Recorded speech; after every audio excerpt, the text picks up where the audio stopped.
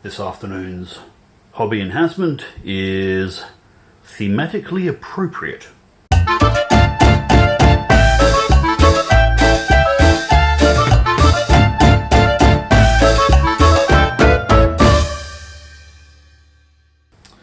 G'day.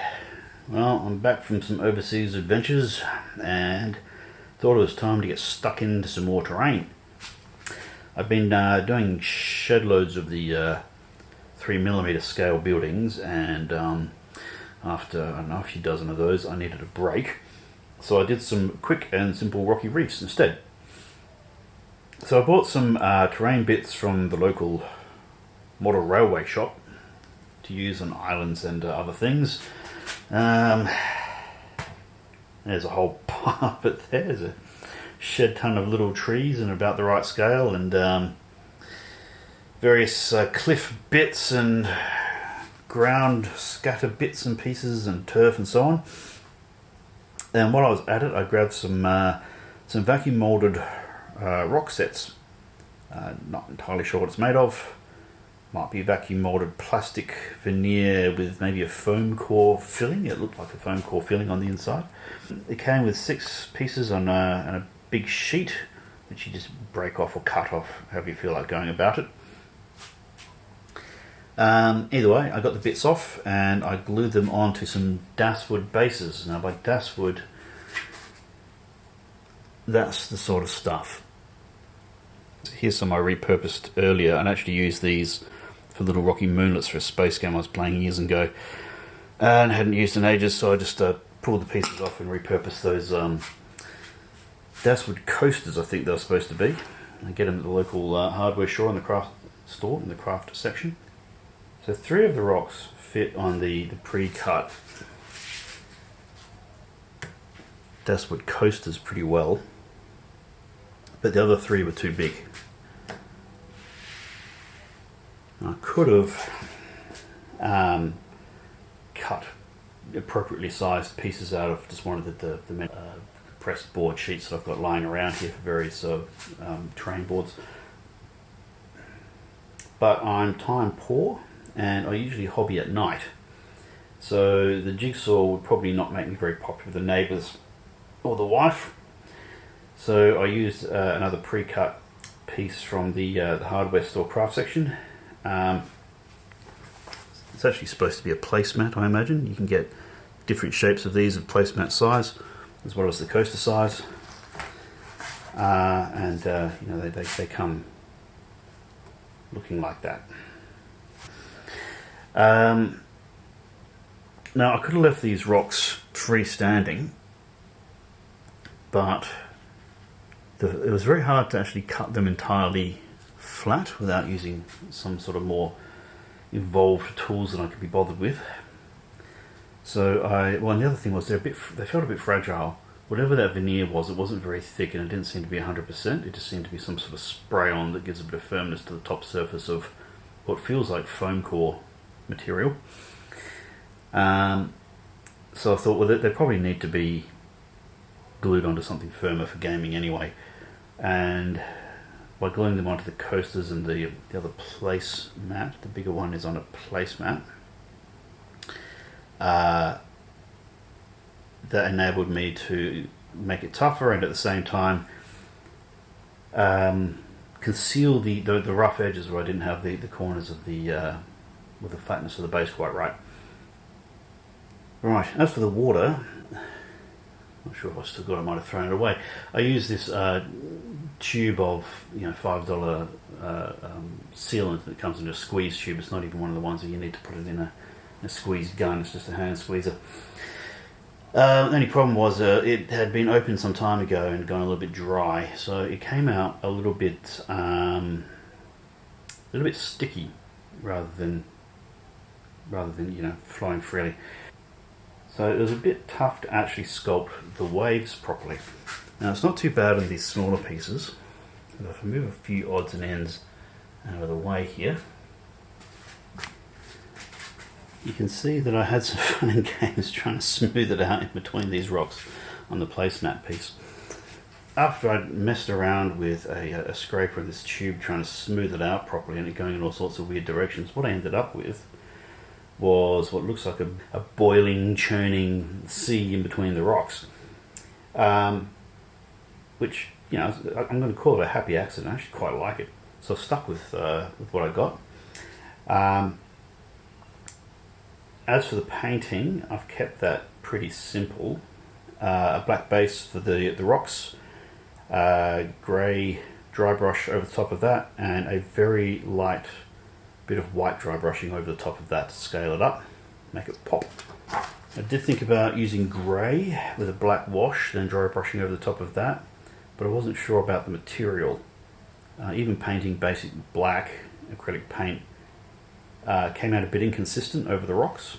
It's mostly concealed by the dry brushing now, but whatever that surface was, it had been semi-sprayed with something, presumably to toughen up the outside and make it less porous or something. I'm not entirely sure, but I didn't trust it with anything more than very basic painting techniques. The water, I used a very dark blue, actually the same blue that I used on this fleet, in fact all of my Victory at Sea fleets. I went straight to the 2 coats of the base colour dark blue, just to get a smooth finish there, and then straight to the white dry brush over that. A couple of thoughts on this process. You can use bark chips for the same product, but I don't have any handy, and I couldn't be stuffed buying them when the stuff is just like that. You know, there's a packet of something convenient in the hobby shop. There's a few problems with bark chips, needing to clean them properly. Apparently they can be a little bit on the dicey side health-wise. I couldn't use a spray can for undercoating, as I couldn't figure out what the veneer material was. It was very inconsistent, and the filler was foam core, so there was a high likelihood that if I used a spray paint, it would melt the material. And I couldn't use the airbrush for it because I seem to have stuffed that up again. Now I used 2 colours, just the dark blue and the white for the water effect. I know that some people do some wonderful things with different shades of blue and washes and all that sort of thing. I haven't figured out how to do that yet. Every time I try and do it, it ends up looking very messy at best. So, but this fits in adequately with the sea mat, and it'd look even better for the Atlantic one that the Warlord Games provided. They're 2-sided poster sea mats that come in the box sets. Actually, I should get one out. We should have a look at that. Alright, well here's one of the Warlord Games poster-based sea mats. That's the Atlantic side. The other side's much brighter and is more of a Pacific or Caribbean, I suppose, look. And actually I'm wondering, it blends in well enough, but I'm wondering if it's necessarily better. I think the mid-range mat that I've got, it's a vinyl mat that I got from somewhere, it might actually work better with the paints that I used at the end of the day. But there you go. Anyway, it may not be entirely colour matched to either, but it'll do the job. Right, as for a quick look at scale and how these work with the various model ships that they're supposed to work with. Let's have a look first at, here's a generic 3rd rate from Black Seas. If we put a little brig near that, maybe we'll put the first rate, generic 1st rate next to that. A little bit of a zoom in and you can see how they fit on the table.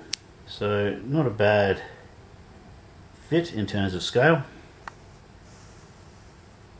There's the brig going past the larger rock, and the 3rd rate passing by that rocky outcrop over there.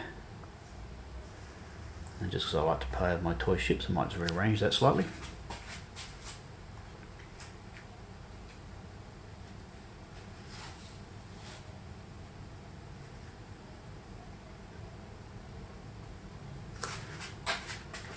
Okay, so I put the brig on the base, which I think in the actual game, for game purposes, we will say that As soon as you're touching the base, you're effectively running aground, safe on some arguments. Not that I think any of us have the skill to actually breathe through those passages there. But these rocky outcrops were really designed to work with this fleet, and I think they're going to do the job. So there is a mission in Black Seas that requires 6 islands. So even though 3 of them are grouped on the one placemat, I think it's probably close enough to meet the minimum requirements for that mission. And I like the way that the 3 islands look grouped on one thing as well. Purely an aesthetic choice, but it does it for me. As for the Victory at Sea ships, so here we have a Mogami class heavy cruiser, which are some of the best cruisers in the game, and the mighty Yamato, and it actually looks a bit better than I thought it might. But there is a bit of a challenge with Victory at Sea ships because, you know, you can use this terrain, and I think I probably will, just for a change. It looks better than some of the stuff I've been using, but it's a bit big. If you zoom in, it's a bit big for what the ships are supposed to be. So the terrain for Victory at Sea is a bit of a challenge because the actual ship, let's zoom in on this cruiser. This cruiser represents a pip in the ocean that, by my estimate, is probably about 3 millimeters long. These are 1 to 1800 scale ships. So really you're measuring directly from the bridge. In fact, it might only be 1 millimeter worth of actual surface area that this ship represents.